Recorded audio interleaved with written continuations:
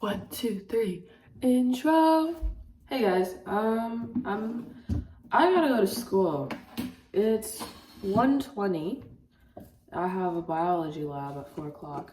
And I'm making breakfast. Yeah, I'm making a peanut butter and Nutella sandwich. I might add some banana in here, but I think all the bananas are green. Maybe I'll add some grapes or something. Yeah, you may be wondering, Gal, why are you making breakfast at like literally the afternoon? That's because I'm lazy and I absolutely love sleeping. Sleeping is my favorite thing ever. It is so amazing. And I like dream a lot. I have a lot of very vivid dreams. Like, every night I have a dream.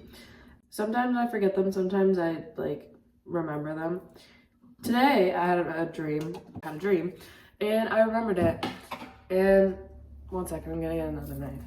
And this dream, because I've moved around a lot, right? So a lot of the times, like in my dreams, if I'm like in a house, it's like a mixture of all the houses that I've been in. So yeah, but this one I was in like a house like that I previously lived in. Most of the time it's like a mixture of my childhood house and then that previous house. Like I don't dream a lot about this house. Dude, this is a new jar of peanut butter that I'm trying to open. I also lived in a castle and that was absolutely whack. Like I was having a blast, like the time of my life. And in this dream, I had some people over, but we were trying to like sneak out and go to a party or something. I don't know. I don't condone those activities. But I was living in this house and we were trying to find a window that went down so we can like go outside without triggering an alarm. But this house was absolutely gorgeous and apparently it was like haunted or something. I don't know. I was having the time of my life. And my room was like, it was like 3 sections. Like I had like my own entrance and then that entrance had like a bathroom. And then everything was like dark wood. Like the walls were like a dark wooden color and the ground was like a dark wood. I don't know. And it was like red and like, oh, it was amazing. It was beautiful. No, I always get so sad when I have dreams that I absolutely love and I wake up. That's not supposed to mean anything, but you know, sometimes they're just so good and then you wake up and you're like, what the flip? I have to go to my freaking bio lab in 3 hours. Like, okay, I was just at a castle just now. It's like I travel, you know, it's like traveling. But instead of like new experiences, in reality, it's new experiences in your brain. I love sleeping. Sleeping is amazing. Okay, I'm gonna get some grapes. Okay, I think this is good. Anyway, so yeah. I tried recording this video yesterday and it did not work. I was talking about, actually I'm gonna introduce the theme of this video. We're gonna talk about my favorite book, Everything I Know About Love by Dolly Alderton. I'm gonna take a bite first and then I'll get the introduction. So this book, it's been my favorite book for a long time. I think I read it first when I was like 15 or 16. And yeah, one of my cousins, Sarah, love her to death. She's one of my favorite people, recommended me this book. And when I read it, let me tell you, I felt as though someone had been stalking my life, all 16 years of my life, and then wrote a book about it, and then slapped me across the face with that book. It was so like reassuring that I wasn't alone in my experiences, because this book talks about like growing up. It's a memoir or bibliography, I don't know. She's talking about her life from her teenage years to her 30s. And it shows how her perspectives change, and it's not just one linear thing. She talks about different topics, and there's like it's written differently. There's text. She quotes the fig tree poem at one point, and she has like recipes. it's amazing. It's just a wonderful collection of like growth and how her life changed, and like she writes some things and contradicts them when she grows up because it shows how like different her mindset is. Um, I don't know. It's just so beautiful. And I find it so impressive how she's able to so accurately tap into her younger self. Because, like me, I grow a lot. Like, I change a lot as a person, even from like 1 year. I'm very aware of my growth and like how I change, you know, because some people are very stagnant. I hate being stagnant. I always want to grow and change and be a better version of myself. So I actively do things to try to be a better version of myself. And I know that I've changed when I look back and become more aware of how I act and like, you know, be able to see my thoughts and how I acted from a different perspective. That's how I know that I like changed. I'm a different person. Like if I cringe at myself from a year ago or 2 years ago or 5 years ago, I know that like I'm more aware of how I acted and that like I changed, you know? Like I think it's good to be able to cringe at yourself when you're younger because that means you're not that person anymore. And I strive for that. I strive to always be in a state of growth and change. So yeah, this book when I read it really resonated with me, at least the parts where she was talking about herself as a teenager. And I want to reread it again now. I think I've read it twice so far, so I want to read it again. Because every time I read it, I always gain a new perspective and things become more relatable to me. Because I'm able, like, I have more experiences in life. And it talks about her growth. And so when I'm reading it as I'm growing, I'm able to take more things and apply them to my life. And it's so good. That's why I also love it, because I can always take new things from it. I just love her. I love her. She articulates herself so beautifully. She's able to like criticize herself in such a non-judgmental way. Something I strive for. Anyway, I'm gonna go grab the book now.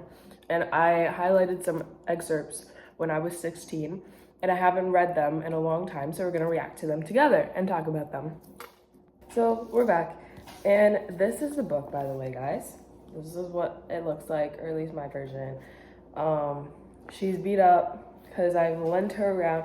When I finished reading this book, I got as many people to read it as possible. Like I literally went around my school to any acquaintance I had. I was like, by the way, there's this book and you need to read it so we can talk about it together, because I love sharing things that I'm passionate about and I don't shut up. So I need someone to talk to me about this lovely book. I think I lent it to like 5 people. Like, and I literally annotated it with like personal shit. It was just like giving it around, like spreading my business. Okay. Like that's what I'm saying. Like me now, I would not do that. If I, it like, I don't want people knowing my business. I think I got paint on my jeans.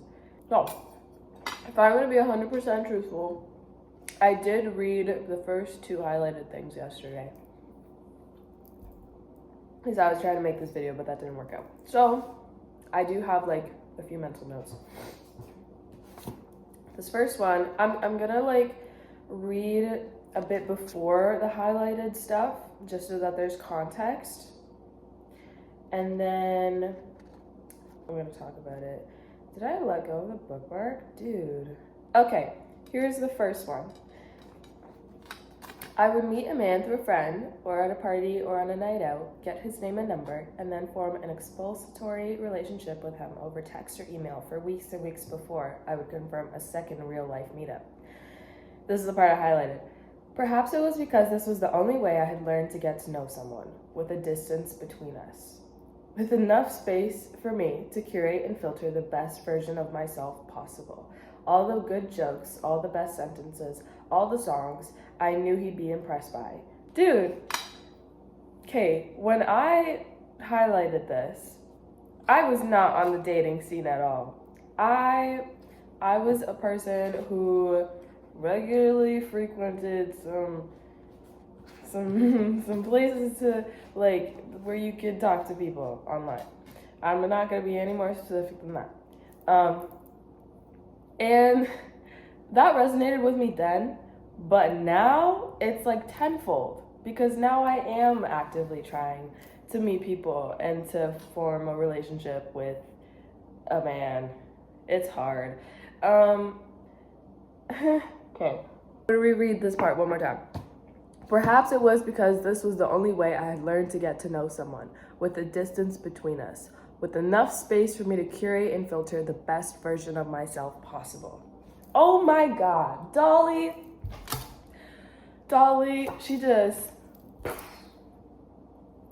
where's the ball? I can't see it. Home run. Like, I've been trying to articulate this as a part of like dating for so long, and I feel like sometimes people don't get it. My storage ran out just as I was getting like really into the topic. Anyway, I had to like delete some apps. That's fine. Dating apps, they're fake. I understand people that use them. It's really good for like quick, easy validation from people. It's fun to know that these people could potentially be attracted to you, especially if you find them attractive. But in a real relationship scenario, I can never picture myself ever actually getting with someone that I met on a dating app. But it's so easy when you're just talking to someone online to be the best version of yourself, and then for them also to do that, and then you have these preconceived notions in your head of who they are, and then once you meet them, first of all, you're so scared because you know you're not that person, and then that's just an added anxiety, and then you know that they're not going to meet that expectation as well. So then like that first meetup is just kind of who can play their character better, and I don't like that. I love when people are themselves and are authentic, and I know with my personality, like when I'm anxious, especially when I'm meeting with someone that I don't know, I talk so much to fill the void, because I hate awkward silences so much, because I want people to like me. I feel like if they like me, they'll talk to me. So I just talk so much, I don't shut up. And then when they don't reciprocate that back, I'm like, oh my God, they don't like me. So like, just that whole thing, I'm trying to stay away from. But it is easy to be the best version of yourself when someone isn't looking at you, when you're just looking at your screen, because it's a different relationship. And I'm not saying that like that has nothing to do with like online relationships.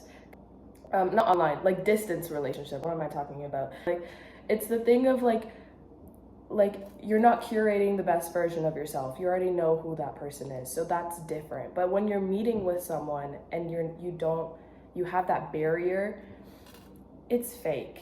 It's a fake thing, and I don't enjoy that. And when I was younger, I thought that was like the holy grail. I can be whoever I want and like attract these people with my fake personality. But that's not sustainable long term. Anyway, that was the first quote. So moving on to the second one. Actually, I think I'm gonna skip the second one just because I think there's more things that I want to touch on. It was about how she hated being a teenager and how she was desperate to be an adult, to be taken seriously. And I resonated with that, and I still resonate with that. I think being taken seriously, like to an extent, it correlates with respect, and I am a person who I think everyone, for being a human, for existing, deserves a baseline amount of respect. And I know people are like, respect is earned. Like, yes, it is earned, but being a human is so hard. It's so exhausting, and when people don't have that innate sense of respect for life, for other people, for other humans, I don't know, like, how do you live like that? Like, how do you live not respecting others? And respect doesn't mean like it's an authoritative thing. It just means that you're aware of that person, that they have their own lovely, unique life, and that they deserve to not be shitted on. That's basically it. That's how my relationship with respect and being taken seriously. And when you're younger, when you're a teenager, people don't respect you because they were teenagers and they know how teenagers are. And we take things too seriously. We explode on things, and just because something isn't serious to you doesn't mean it's not serious to them. Like, yes, you might overreact to a situation and be aware of that in the future when your frontal lobe develops. So that doesn't mean that it wasn't any less serious in the moment. So yeah, that's all I had to say. I didn't really have to read the quote for that, but yeah. Anyway, this is the second one. We're going in blind now. So this is a highlighted one. It was the first time I had experienced heartbreak, and I never thought the overwhelming feeling would be such acute confusion, as if I had no reason to trust anyone ever again. All I knew was that I hadn't been good enough. Oh my God. Guys, when I read this, I was going through my first breakup, my first actual breakup that wasn't an online relationship. And it was very brutal. And I'm not going to touch too much on it because this person, though they're not in my life, is someone that I could potentially see in the future. And I'm not going to spread my business online. But this breakup was very, very difficult for me for like many factors. Like we had friends involved, and I think that also was what really hurt me. Because if it was just me losing the one person, I think I would have been better off. But I lost a lot of people. Like I didn't want to believe that someone that I had loved and had like trusted with a lot of things, that they could be capable of hurting me in that way. And that's not to say that this person was a bad person at all by any means. But I think that like bubble in my mind kind of shattered, that good people that you believe are good people can hurt you and they can do these things. So instead of like putting that outward, I like internalized it. You know, I thought maybe if I had done something differently that this person would have hurt me that way. But that's not true. People hurt people for many reasons. Sometimes they can't control it. Sometimes they just don't care. And that has nothing to do with you. And that's something that I didn't know back then, but I know now. So yeah, even though that was an awful experience, I very much grew from it. And I don't regret it. But yeah, and she articulates it so beautifully. So beautifully. Like the overwhelming feeling would be such acute confusion. Because it's confusing when someone that you trust and that you think is this amazing person acts in a way that you didn't think that they were capable of. It's confusing, and it kind of shifts your worldview that you don't really know people. Like you do know people, but you can't see into people's souls at all times, because people always hide things from others. Sometimes people act out of character. Sometimes that is their character and you just didn't know. That doesn't mean you should never trust anyone ever again. It just means that when someone does something that you think is out of character, that maybe not be out of character, it's not your fault. And you're able to deal with that without internalizing it and without blaming yourself for other people's actions. But yeah. Okay. So next quote, let's see. We're going in all blind now. And I love it. I'm going to reread this book as soon as I can. Okay, so this is one of her lists because she makes lists of stuff and they change. This is reasons to have a boyfriend and reasons to not have a boyfriend. I'm just going to read the ones that I highlighted. So this was reasons to have a boyfriend. Something to talk at. I need something to talk at constantly. That's why I have this freaking podcast, because all of my friends are busy now and I'm not just going to be a creep stalker and send them videos constantly of just random things that I'm thinking. Everyone else has one. They do. Most of my friends have boyfriends, and most of my friends have had boyfriends in high school while I've been single majority of the time. That's okay. I'm a person that, like, I prefer to be alone than in the wrong company. And that especially goes for relationships. I don't just date people to date people. Yeah, experiences are good, but I don't date people that I'm not interested in. That's just not the type of person I am. So if I do date you, that means that I very much did like you. So, gold star. Anyway, so yeah, everyone else has one.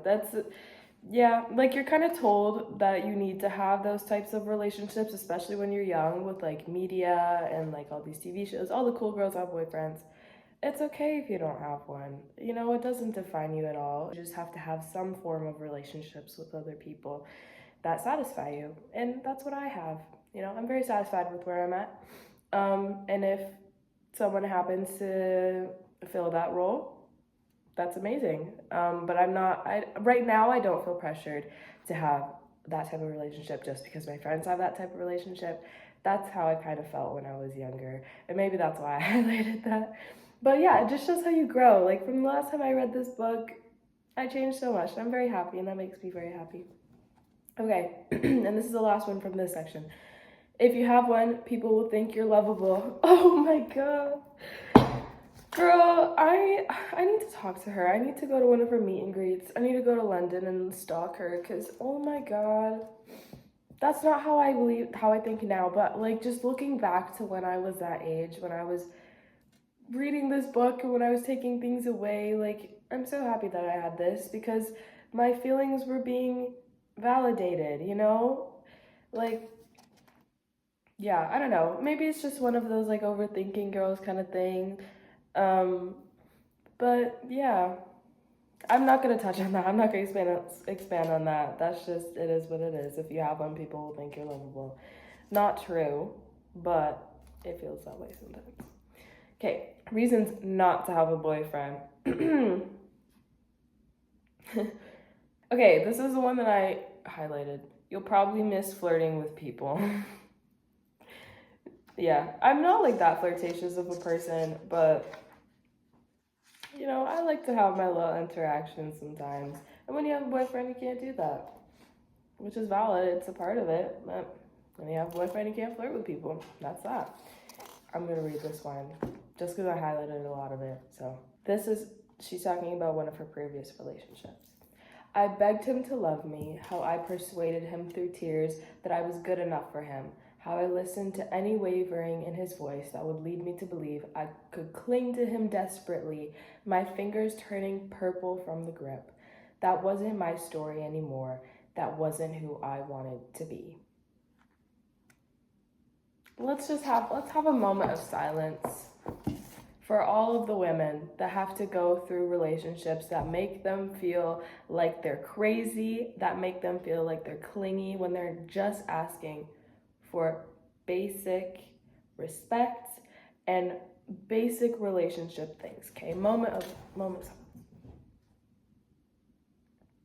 Okay, that's enough silence.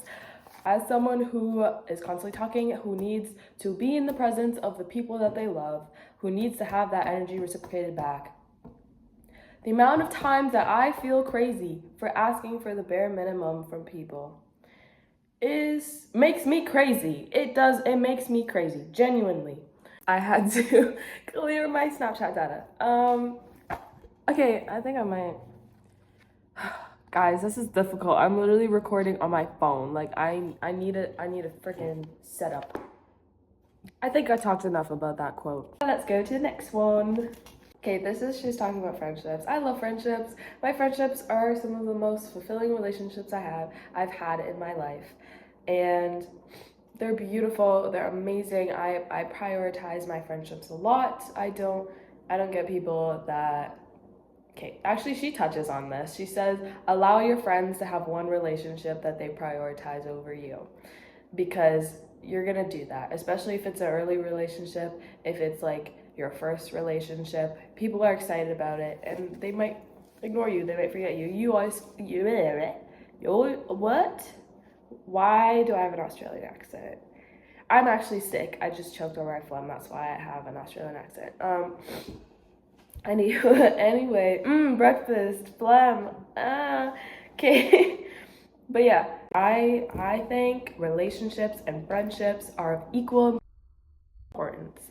They are all valid. They all help sustain a healthy, non-lonely life. Because you know what scares me?